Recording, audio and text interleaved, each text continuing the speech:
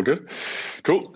So good evening, everyone. So my name's Jamie Craze. I'm a fourth year student at uni doing economics and politics. I'll let Neema introduce himself just now. Hi, good evening, everyone. I'm also a fourth year. I study chemical engineering with management.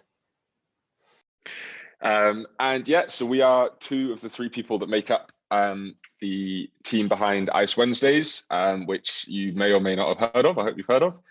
It's run every Wednesday, obviously pre-COVID, at Attic nightclub in Edinburgh down in Tollcross. Yeah, and we've been asked to speak to you guys this evening just a bit about what we do, a bit about kind of the industry that we work in, and I guess kind of our experience as students. So yeah, I'll hand over to Neema and he can give you a bit of an overview of the presentation so far. Thanks, Jamie. Thanks. So today we're just gonna, basically the overview of the workshop is, we'll just start off by, again, introducing the team, talking about the, identifying the problem with, before we started the night, what issue we thought existed and where we thought there was kind of a gap, and then the kind of technical considerations that we had to consider. Then we'll move on to just talk about basically our progress, what we've learned, and at the end we'll just open it up for some general question and answers. Perfect. Yeah, so just a bit about our team. Obviously, you've now met both of us. So our third co-founder is our friend called Riley Goddard. He's an artificial intelligence student. And obviously, if you just see the bottom line of each of our kind of profiles there, prior to setting up ICE, we all had experience kind of working within the nightclub industry, I guess, or the student nightlife market, if you want to call it that. So I was the head PR of a night called Cream Soda, which was a Wednesday night at Lulu's. Neema worked for Flair Mondays at Why Not as an executive promoter, and Riley was also involved with Rascals and Cream Soda as a promoter as well. Just very briefly, the way that ICE kind of came about was I knew in the year that I was working for Cream Soda that at the end, my bosses effectively were going to be leaving Edinburgh and moving on and leaving the industry. And they said that it was up to me if I wanted to take over Cream Soda the night. Towards the end of the academic year, they made us an offer. Neema and I, by this point, had decided that we wanted to work on something together, but we decided that we wanted to do something which gave us a bit more independence and to start up a night that we kind of really wanted to see in Edinburgh. Hence, we kind of broke away and did it, tried to start something up ourselves. Riley also kind of came in at this point, sorry. Yeah, I think so. Kind of just something about our team, I think, which is quite important. Obviously, you can see we do a huge variety of degrees, which is good. Variety of networks as well. Neema and I were already very close, and Neema and Riley were already very close, which I think was also good. It meant that we kind of had a level of trust between us as soon as we started working together. And as I think we'll kind of go on to explain and illustrate, I think having some experience in the industry, specifically the kind of our situation, was pretty essential, because there was, it was very much a baptism in fire in certain areas. So there was a lot to learn very quickly. And yeah, so Neema, if you just want to talk a bit about how we, oh, sorry, no, this is my part, isn't it? So the problem, so the first thing is the same old shit. So one of the things we kind of identified in Edinburgh, kind of among students, was that we just thought in some cases, some of the nightclub events on a weekly basis were just becoming very generic. The same sort of music, the same themes, there's a bit of a lack of variety. And it usually came down to, where your friendship was going or where your sports team or society was going. And there wasn't actually anything kind of really driving people to go out and have a good time. Lack of centralized social structure. So, we knew that we wanted to start a Wednesday night for a number of reasons. At the time, there was Cream Soda, there was Espionage down on Cowgate. There was also another relatively well-known Wednesday night that was at the other end of George Street that will remain nameless. And all these different nights had contracts with various sports teams and societies, but it always seemed that kind of, a lot of student groups were getting split up based on, pre-existing loyalties to various nights. And we wanted to create something specifically for Edinburgh students as well, a night that everyone could be at and they could bank on seeing all their friends at and their fellow, whether that be athletes or committee members or anything else. So that was something we wanted to set up. And then, yeah, just the bottom one, we also thought I was the social secretary on the fencing team, for example. Neema was involved in the Chemical Engineering Society. We realized that we wanted to offer good, meaningful partnerships with sports and societies as well. A night that was run by students for students. And that meant, making sure that our partners had a say in the events we were running, and keeping things interesting as well, and making sure that all payments were on time, and that we were always maintaining a dialogue with our partners. So Neema, if you want to chat a bit about the technical considerations. Sure. Thanks for that, Jamie. So I imagine, within Entrepreneur Society, you've had many talks from many different people talking about, their experience in various industries. But I would say the three main considerations we had came down to financials, partnership, and innovation. So I think within financials, that's kind of what I would describe my main role as. And it's almost a balance of, minimizing the costs, but also making sure the night can run. I think, I've learned a lot about bookkeeping, having to pay staff, like keeping a track of, who you owe money to and all those kind of things. But the number one thing that came with this is that, we started this night, we've identified the gap, but we want to, be profitable as well.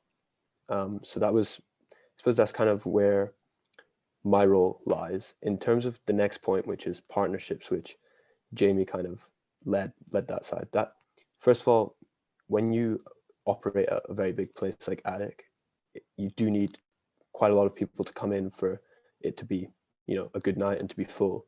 So I think what we based our night off was really ensuring that the sports and societies were on board with this night. And we spent a lot of time working with various networks that we had in different sports teams and different societies, making sure that we could really form strong, sustainable partnerships with them. And I think what we've been able to do and what we will do when we reopen is ensure that we are keeping that constant conversation with them, making sure, everyone's happy on the night. If they have any issues as a sports team, can we address those issues? Because at the end of the day, ICE is a night for students, run by students. So you need this kind of two-way interaction.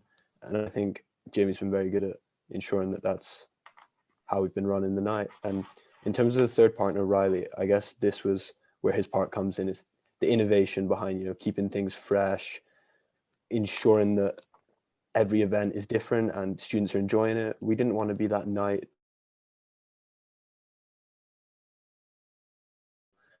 kind of talk about later. And, sometimes you have an idea for an event and you think it's going to work really well. And sometimes it does, but also sometimes it doesn't. So I think Riley was kind of responsible for eyeing out what he thinks could work. And then we would talk about it per se. So I guess how it all came about, as Jamie talked about earlier, we had an opportunity to potentially take over a night, but I think we decided we kind of wanted to start our own night. We thought that there was this gap that we could kind of jump on, and it really starts off as you can see by the picture, the conception, if you want to call it. So early stage meetings talking about what we want from the night, what the general expectations are, which kind of led us into this business plan. When we wanted to go see Attic, we had to have quite a concrete plan to present to them. And with that, I think, it's great to have an idea, but getting that idea onto paper and, doing some general costing and projections and things can be quite tough, but we were able to do that quite quickly. And, following on from that came contract negotiations with different sports teams and societies who were really crucial to getting the night started. And in the run up to the launch, which was, I think, September 2019, there was a lot of marketing which had to be done and recruitment. So we did spend a good chunk of our summer working on ICE. And I think with any business, you'll find that things can take a little bit longer than you expect. Sometimes, especially before you open, you might think that, I'll do a bit of marketing and everyone's going to be interested straight away, but it's not always like that. You do have to stay resilient with it and work hard to kind of build the brand awareness, especially, I think, as Jamie talked about earlier, Wednesday night was already quite busy in Edinburgh. There were other nights that kind of held dominance, but we kind of wanted to enter the scene quite quickly, and I think we were able to establish ourselves very well. I'll pass back to now. Thanks, mate. Yeah, it was making me smile as well when Neema was talking about the business plan. You know, I've stood at our first business plan save that we put together when we kind of first started talking to a number of different nightclubs and to see what they could offer. Things change, you know, and I think Neema alluded to it. It was very hard at first, even though we knew we wanted to do something. We had a rough idea of how we wanted to go about that. Actually conceptualizing that and putting that down on paper and actually having to express that to someone else, and you know, to various club managers and club owners, and convince them that this was a good idea and this was going to make them money as well. Obviously, that was a challenge, but certainly helped us kind of solidify our brand and, you know, really make sure we were clear on our priorities, I guess, as a team and what we were looking for in the night. So yeah, just kind of, I guess the next big stage, as Neema said, we started our meetings in about April. Fast forward to September was when we launched. Freshers Week, if you decide to go and work in or for nightclubs, is absolutely mad, as you can imagine as a student, both for obviously attending the events and then getting up in the morning. And unfortunately, we're the incredibly annoying people with branded sweatshirts on, stopping and trying to hand you flyers in Bristow Square. That's a necessary evil of the job, unfortunately. So yeah, obviously Freshers was crazy. A few other kind of things that obviously started to arise at that time. A lot of our negotiations with, say, our partnered teams and societies had gone on virtually, just by virtue of the fact that we had, you know, all been in different locations. So we kind of used the first couple of weeks of the semester to really solidify those relationships, make sure that we kind of met with all of them, worked out what they wanted from the partnerships and things like that as well. We then kind of, again, a baptism of fire, learned a lot about social media marketing and kind of having to pay for online promotion and things like that. That was kind of very much a trial and error process, I guess. It wasn't something that I had been involved with in the running of Cream Soda before that much.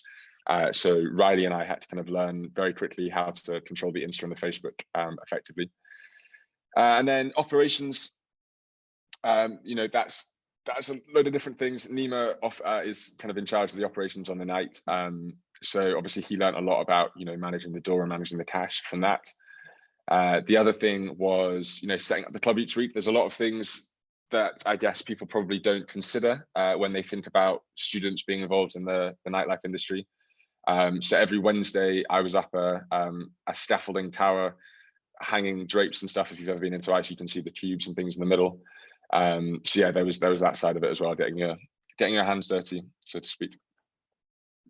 So we had a really successful, we were really pleased with how the year went. It really kind of went in a whirlwind. And then obviously a pandemic hit us. So Neema, I'll leave you to talk about this slightly less happy side of our business. Yeah, thanks again, Jamie. I think, as you can see by the picture, I think it's two of our executive promoters stood outside Attic. Just probably this is April or May when, you know, we entered lockdown. You know, when you start, I think everyone's been, you know, crazily surprised by how long, you know, COVID has lasted and how bad it's been. But I do remember, you know, at the start of March when it was starting to get quite bad, and took the decision quite early actually that we were going to just shop for the rest of the semester. I think we were potentially one of the first nights in Edinburgh to do that.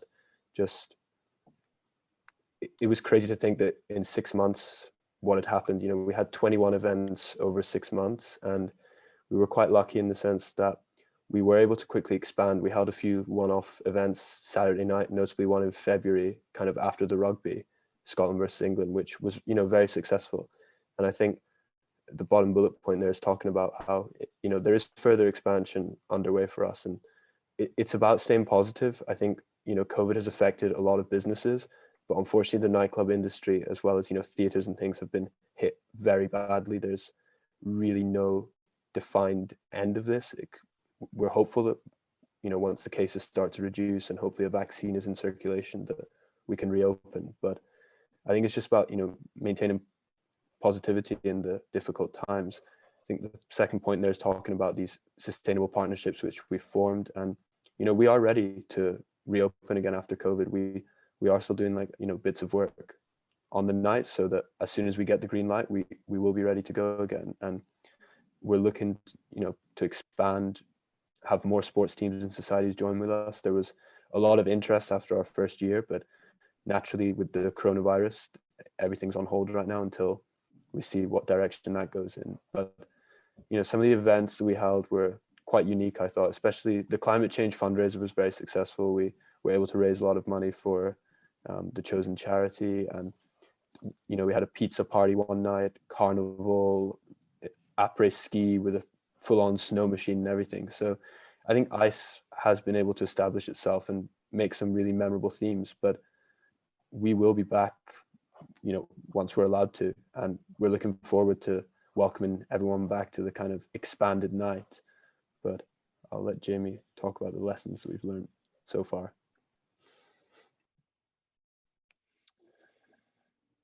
Yeah, so just I guess a bit on some of the key takeaways. Obviously we're still a business in its early stages. We've only really kind of had 6 months fully operational before COVID shut us down again.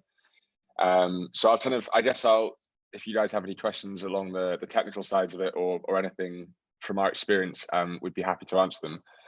But just, Neema and I tried to discuss this holistically, I guess, some of the things we can take away from running the business besides our specific roles. The first one, graft luck, more graft. A long time kind of role model of mine, a very close friend, once said shared the quote, "The harder you work, the luckier you get," which I definitely think is true. It does take a lot of graft running your own business. It takes a lot of graft working kind of within the student nightlife industry. It looks like a lot of fun, and it is. But it's a lot of late nights, it's a lot of antisocial hours, a lot of messaging people and running over the city at various times of day and night. And it does take luck as well. We all had experience working for club nights before we set up ICE. Cream soda, unfortunately for me, it was kind of in the later stages, and it seemed to fizzle out towards the end of when I was working for it. And you see, some nights just have these various life cycles, and luckily ICE seemed to take. We've got some great, obviously, sports and society partners that really helped us keep the night alive as well. But it is definitely an important element. Don't miss an opportunity. I think that is also really important. It's something which I think can really help drive growth in any type of business, I guess, or in kind of just any walk of life. For us, that meant Neema realized there was going to be this gap where Scotland was had a home match during the Six Nations earlier back when it was February or March. And so we decided to put on an event, and we went to Attic, who we're obviously already partners with, and established kind of a one-off contract with them to run an event on a Saturday night, which was kind of very much mutually beneficial for both of us, and really had a great time and learned a lot about that. It also meant, day to day, we met people through running the club who obviously had various other contacts. One of those contacts was the guy who owned the snow machine and the Banshee Castle and things like that, and offered to rent them. So I don't think any of us were thinking of sticking a bouncy castle with a ball pit and selling popcorn on a club night when we first started it. But come February, we were like, yeah, what the hell, let's do this. And it turned out to be one of our best events. It was kind of, I think people just went, this is crazy. We've never seen this before. We love it, basically. And that was that. And I think, yeah, some of our kind of best decisions so far have come out of, taking the risk, which I guess is a recurring theme that you'll hear in business. And communicate, I guess, is the last one. We're a team of 3 founders. We also have a head PR working for us, who unfortunately hasn't been able to do much because of COVID. It can be stressful running a club night. Things do go wrong, and when they go wrong, you can bet your bottom dollar they're going to go wrong really at the last minute. So one thing we've always tried to work on is making sure that we maintain communication within the team. We've also got a team of anywhere between 60 and 100 other people working for us and other partners. So making sure that the kind of chain of communication is always really strong between all parts of the crew, and that just really helps keep things going, I guess. If you feel part of a team and part of a team where people are kind of helping you push to deliver and stuff as well, it really benefits everyone. So that's something that we've always tried to maintain within ICE. So that's kind of all. That's all we've got for you officially today. As I said, we'd love to hear any questions. And you can see our socials and stuff if you want to check us out down at the bottom right. And yeah, thanks for having us, guys. Cool. All right. Well, thank you both for that insight. Buzzing for ICE to come back next year, hopefully. So we've got one question back already from Zara. What's the biggest obstacle you have faced as entrepreneurs?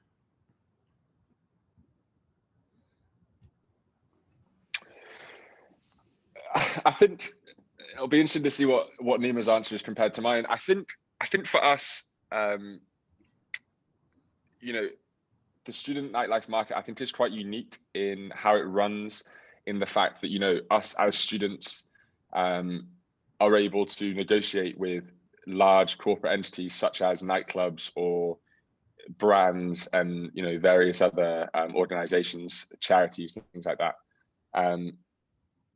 So kind of establishing our position, and in that sense, I think is quite important. I think for me, I think the thing that was possibly the hardest as a student entrepreneur was balancing it with, you know, with student life effectively, whether that be my studies, whether that be applying for internships and all that sort of stuff as well. I think the thing with the club industry is it never stops, you know, so with uni, you might be able to take a week off if you want to catch up on work and things like that. That just doesn't compute. You know, if we're running ICE, we had to produce events every single Wednesday. The day after every event, we'd put out the event for the next week, all that sort of stuff. We had to stay on top of it. So it is quite relentless, like not just keeping up with ourselves, but actually going further and improving the events and driving innovation at the same time, I think was probably the biggest challenge for me. Yeah, I think for me, everything Jamie said, I would totally agree with. I think it's very tough when you, especially as a student night, you're running between defined months, you know, September through December, and then again, January through May. I think one of the things that can be quite hard is maintaining the same level of attendance. I think you'll see it at the start of the semester with all nights, they're absolutely ram-packed, and we had a relentless first few weeks where, you know, it was really packed and it was great. But I think you hear this mantra in football quite a lot. You can win the Premier League, but kind of regaining it or retaining it is very difficult. And I think nights, especially in their first 1 to 2 years, when they're just entering the market and trying to establish themselves, it can be tough sometimes to stay at that really high level where, you know, we had to work very hard, I think, to try different events, some which were very successful and some which were good, but maybe not as good as the week before. And it, as Jamie talked about, you know, Wednesday night would finish and Thursday you're thinking straight to the next event. What do we do next week to keep everyone interested and get them through the door? And I think that's what is challenging for all business, but especially with ICE, I think that was a little bit challenging at the start, and something which I think most club promoters will agree with. When you establish your night, it's very hard to kind of keep that top interest in the first months and even year, to be honest. Neema, there you said you want to see it like keep the momentum over the next couple of years, but you're both graduating this year, right? You're in your final year. So what's the plan for ICE from, I suppose, from July? Again, yeah, I'm due to graduate in May. There's possibility of staying for the Masters of Engineering as well. I'm not actually decided yet, but I'd quite like to stay in Edinburgh, if I'm being honest. I like it here quite a lot. So hopefully I'll be here next year, just hopefully working. And this would be something which I would want to do on the side still. I think we started as students, but what you will see with many of the student nights is that it's quite common that they, you know, you can continue it for quite a few years after if you're interested to do so. And I think it has obviously been difficult because when we started, we did not anticipate that our fourth year, we potentially will not open once. But I think once clubs are allowed to reopen and hopefully next year is more of a normal year, there's going to be so many students back and a lot of interest, I think, in going out. Everyone's kind of drained of not being able to do it. So hopefully it will just be continuing as it is. I don't know if Jamie has anything to say on this, but.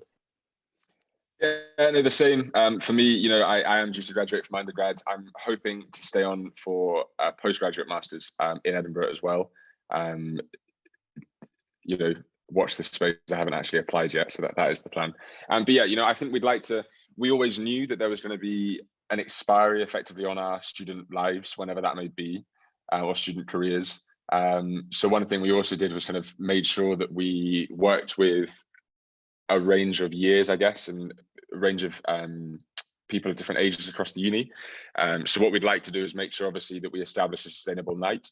So that means that if Neema and I aren't in Edinburgh, and Riley as well, if plans take us elsewhere, then we have every intention of continuing ICE going through kind of our oversight and also other people running it. But as we said, we're very open to the future and seeing. But yes, we would like to keep things going if possible. Fantastic. Okay, question from Jazz. 2 questions from Jazz. How do you go about selecting your partners? Is there any specific criteria for it? Jazz, can you just clarify what you mean by partners, if that's all right?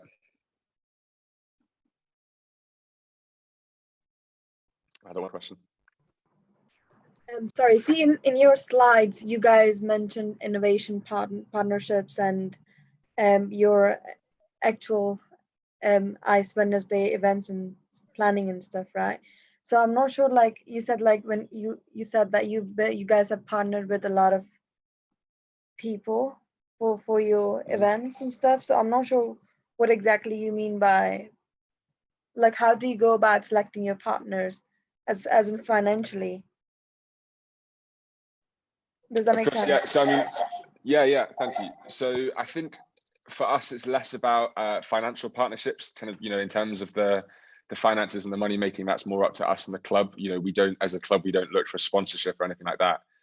When we talk about partners, we're effectively referring to anyone or any entity that is involved with helping, is instrumental in running the night.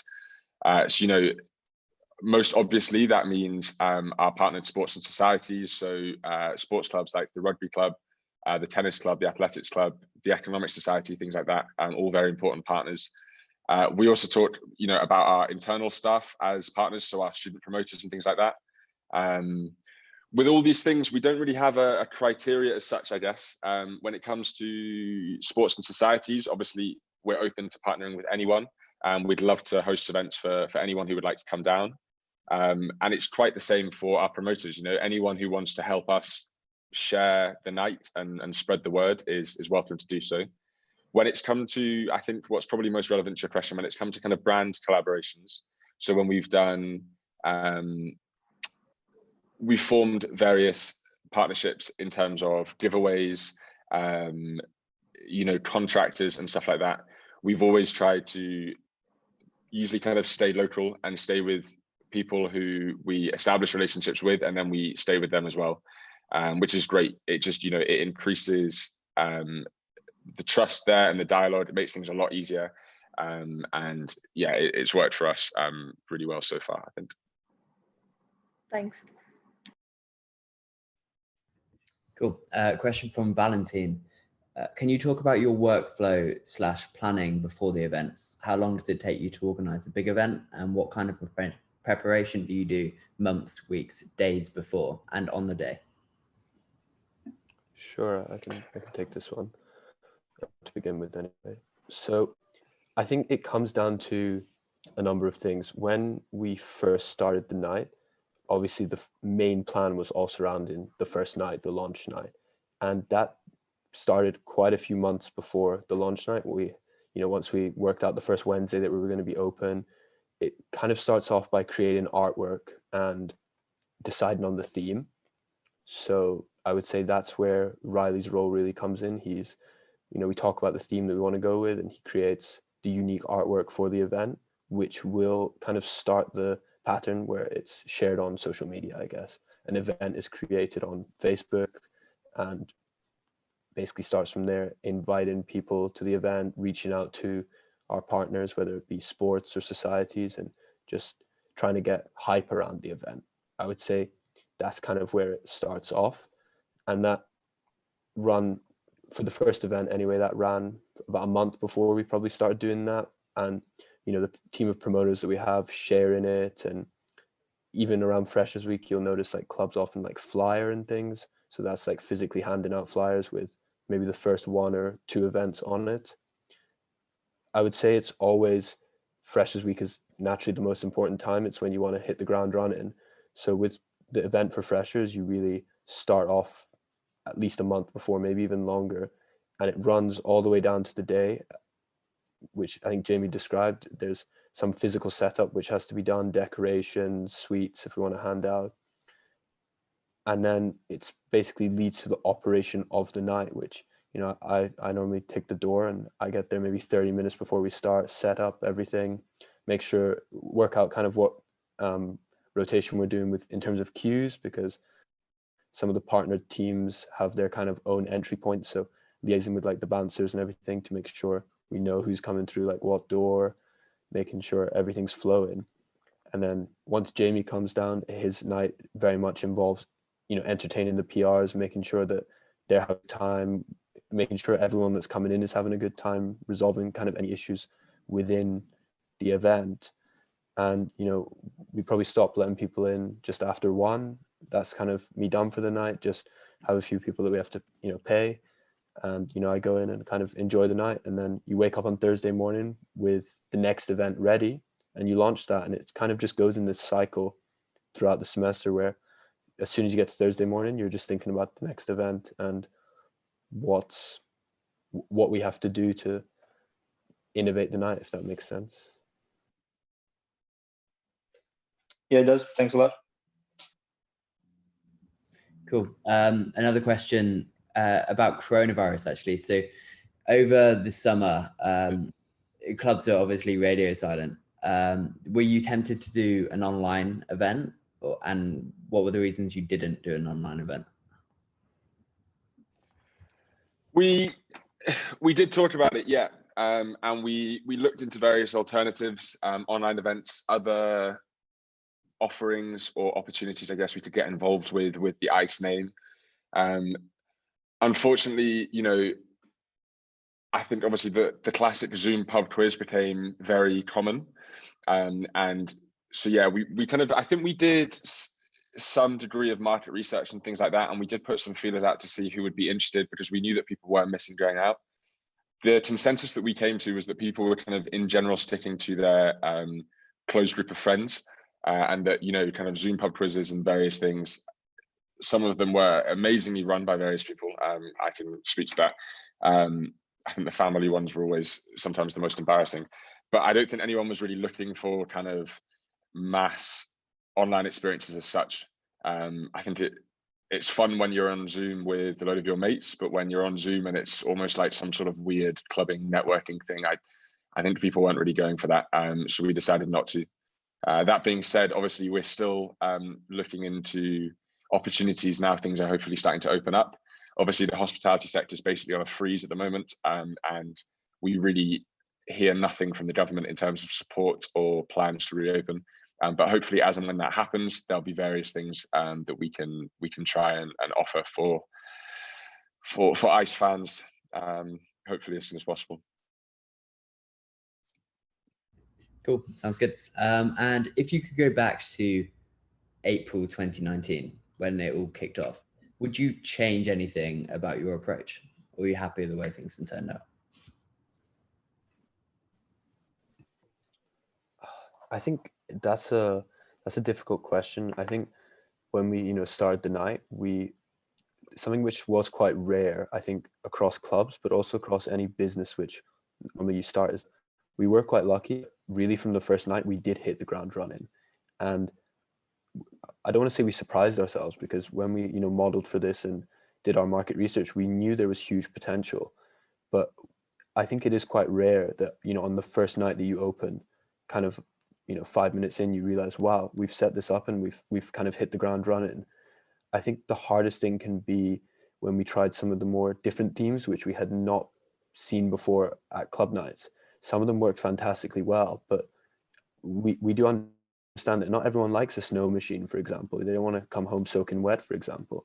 And I think if we were to go back to April 2019, I can't really think of anything drastic that we would change at all, really. I think it would just come down to, between the three of us, were we happy with the different themes that we went with? I'm sure, you know, I enjoyed most of our themes, pretty much all of them, but I'm sure between like Jamie and Riley, there were some themes that they weren't so sure about, but they kind of rolled with it. So maybe that would be the only point that we would reconsider. But I think if we went back to April 2019, we did not think a year later we would kind of be shut indefinitely. And even when we did close in March of this year, I don't think anyone thought it was going to be as long as it is.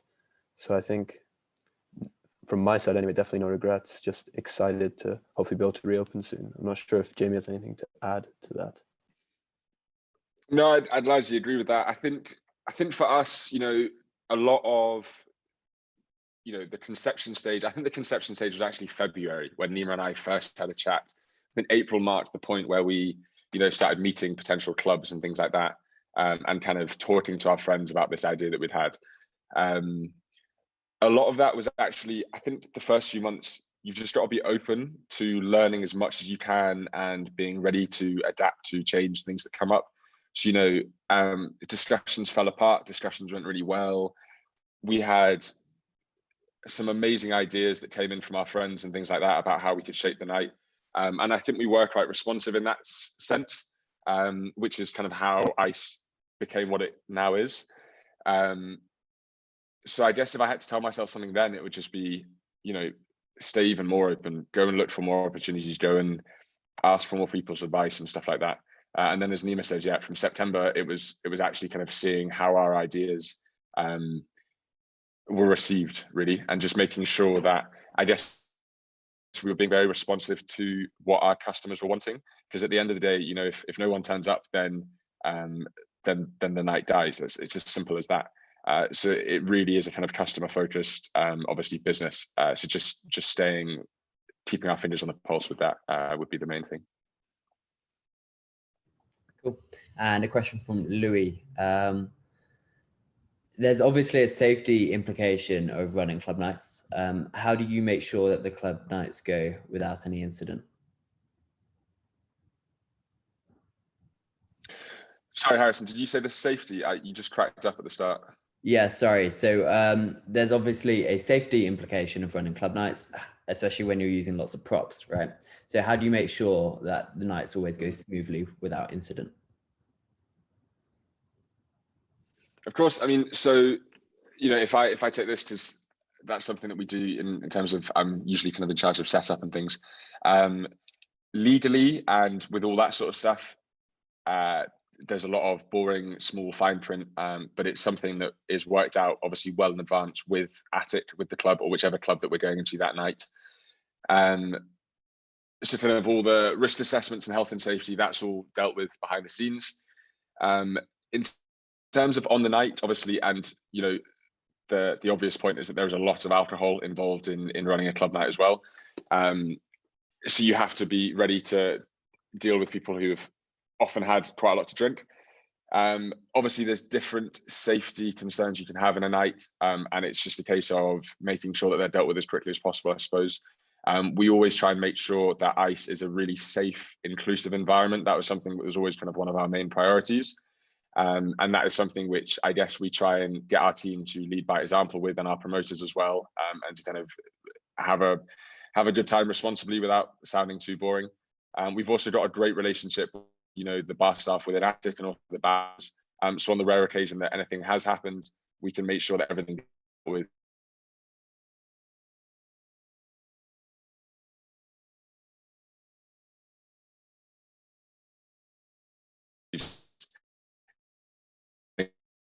as they can, and as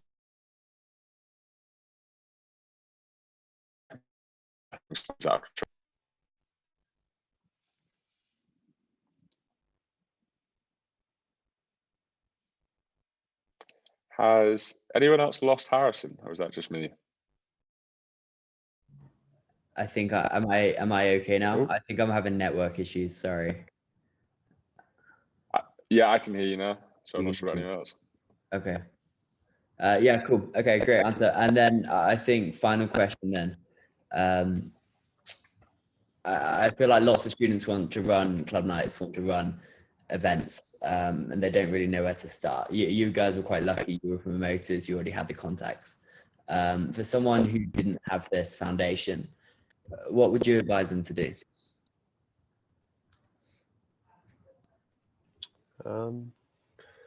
Yeah, I suppose it is a tough question. I suppose this goes with any business, entering a market where you don't know much about it. I think as Jamie talked about earlier, although we did have experience, the three of us, in various levels of promoting, it did take a lot of research at the start and really, as you say, carrying out your background checks and kind of trying to work out what the industry needed and what we thought we could offer. There's, as with any business, there's absolutely no guarantee of success. You know, we could have set this up and maybe nobody came and we would have been shut like week 2 or 3. Thankfully, that didn't happen. There have been other nights where it hasn't gone too well. But I would say our general advice, or my general advice, would be know what you're kind of getting into. And I think Jamie talked about it earlier, kind of we worked very hard with sports teams and societies to kind of establish this partnership even before the night had launched, even before we signed pen on paper to launch it. We really carried out a lot of research into what Edinburgh needs from a Wednesday night. What do the sports teams want based on, you know, what's currently available? What do they like? What don't they like? And trying to work out where we could step in and, you know, hop on the gap, if you like. But I think general advice for anyone, whether they're starting a nightclub, a bar, whatever it is just, you know what you're getting into, carry out, you know, good background research and have a plan and stick with that plan. I think if you believe in your plan, hopefully it will succeed.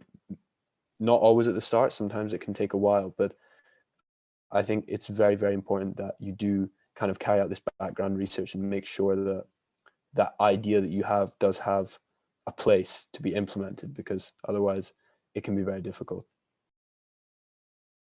Yeah, I think as well, you know, specific to our industry, as we mentioned, it definitely does help being involved in it beforehand. So that can take a number of different forms. Obviously, the most obvious is being a promoter or being on a management team. I kind of got very lucky. I was right place at the right time. That's why I ended up working for Cream Soda, and then obviously went off on my own with these guys. But yeah, I think you do kind of need to have an idea of how things work, what kind of relationships exist between students and the nightclubs and things like that. So if you don't already have that experience, I think bring on board someone who does, is the main thing. And then once you go for it, I think the other thing, which a lot of people I think love the idea of running a club night or something and basically having a club as your playground. Obviously it does, I think I kind of joked that it carries some sort of social risk, in that you have to, as soon as you decide to go for it, obviously you basically have to tell every single person you know in Edinburgh that you're starting a club, if there's any chance of it succeeding. We kind of had that to the absolute extreme in that we held our event in Attic, which is the largest capacity nightclub in Edinburgh. So it takes a lot to fill it and for it to look good. So I think, yeah, there is a risk, you're going to look potentially pretty silly if you go full throttle and tell everyone this is going to be the best night in the world, and then no one turns up. So yeah, as Neema said, once you take the plunge, I think you've just got to then commit to it and go for it. And I think the day of our launch was probably one of the most hectic days of my life. Literally, I don't know how many steps I had, but I think we covered most of Edinburgh. But it was genuinely one of the most satisfying, rewarding things to see the club full on our opening night. So yeah, just you got a graph. That's the main thing, I think. Awesome. Great answer. All right. Well, I think this is a good place to end. Thank you both for joining. Really looking forward to ICE coming back on the scene. Anyone watching it, be sure to check out ICE on Facebook and Instagram. The links are on screen as well. And yeah, thank you very much. Thanks for having us, guys. Great to be here.